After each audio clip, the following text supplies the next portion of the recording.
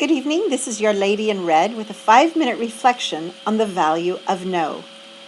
About 28 years ago, the children's father and I earned $750,000 in about 18 months. And while there was the pleasure of sitting there and having, this abundance of money, paying the neighbor boy to wash your car with maybe a $3 job and you give him $20 or $25, or $300 bottle of cognac or $200 bottle of wine. The craziness of it all did not really benefit me that much and didn't really make me appreciate the value of anything. But what it did is it made me realize that the money had an interesting way of sitting there and having people want to sit there and to borrow. And so I developed this habit of sitting there and coming to rescuing people. And instead of teaching them to fish, I was just always giving away the fish, not really teaching them anything in the process. Well, fast forward about another 4 years, and so this is now 24 years ago, I found myself, through a very horrible incident in our family, I found myself having to choose to be alone with my 5 children. Now, the youngest is about a year old, and the oldest is about 12. And it was a very difficult decision, but it was one that I had to make for the safety of my children. So with that in mind, I went from having this incredible abundance of cash flowing and anything I wanted to now finding myself standing in line at the food bank with a couple, 2 or 3 children in tow, and humbling myself in the process. I would go to Mass and I would come back and I would find somebody had very generously maybe put a $5 or $10 bill in my purse to help me to feed the children, or there would be bags of clothing on my doorstep. And I became very grateful for my faith, and I became very grateful for my community of faith. So then we now have me in that situation, and then about 13 years ago, we then sit there and have Dave enter my life. And with that came another whole dimension of help, but yet at the same time there were expenses that needed to be met because there was a relative in a nursing home that we were funding.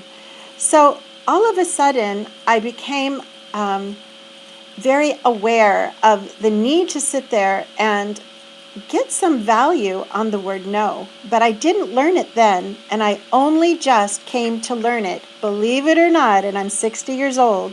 This was about a week and a half ago. I'd always, remembered the Psalm 112 saying, "Blessed is the man who is gracious and lends." And then I always forgot the next line, which was, "who conducts his affairs with justice."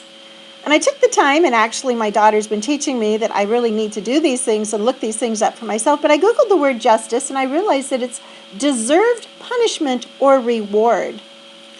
Well, these people didn't really deserve the reward, and really, was it really right to be doing that at the expense of my family? And that was one thing when I've had abundance, and it's another thing when I don't, having not put my own mask on first to sit there and help myself.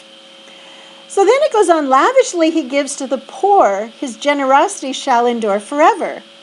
And as I reread that psalm over and over and over, nowhere in there does it talk about giving money.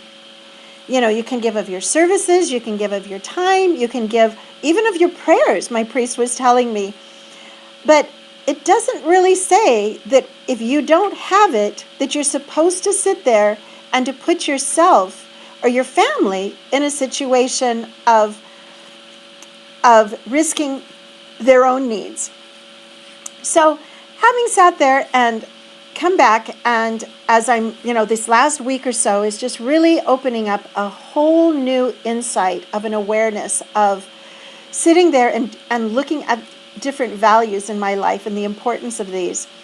And what I came to realize is that I didn't know the word no. And so I had a friend that I've known for about 11 years, and I never really taught her how to fish. I was just always helping her out of the situations. And she came to know the buzzwords that would sit there and help me to sit there and come forward with helping her. But it was really interesting. She asked for some money, and I actually said, "I'm sorry, I can't do that." And I didn't offer an explanation, but I just said no. She came back to me, and she actually, within 12 hours, she came back and said, I am so grateful you said that. It forced me to sit there and come up with a solution myself. And I really want to thank you for sitting there and putting those boundaries in place and telling me no. And so I come to say and to tell you that don't be afraid to say no, but realize that you really aren't doing anybody any favor if you're always just saying yes. And maybe it's not really for the right reason. And so please take that to heart. And this is your 5-minute moment. God bless. Have a wonderful day. And consider having boundaries in your life. Your family and your children will appreciate it. And you're also teaching other people how to fish. Good night.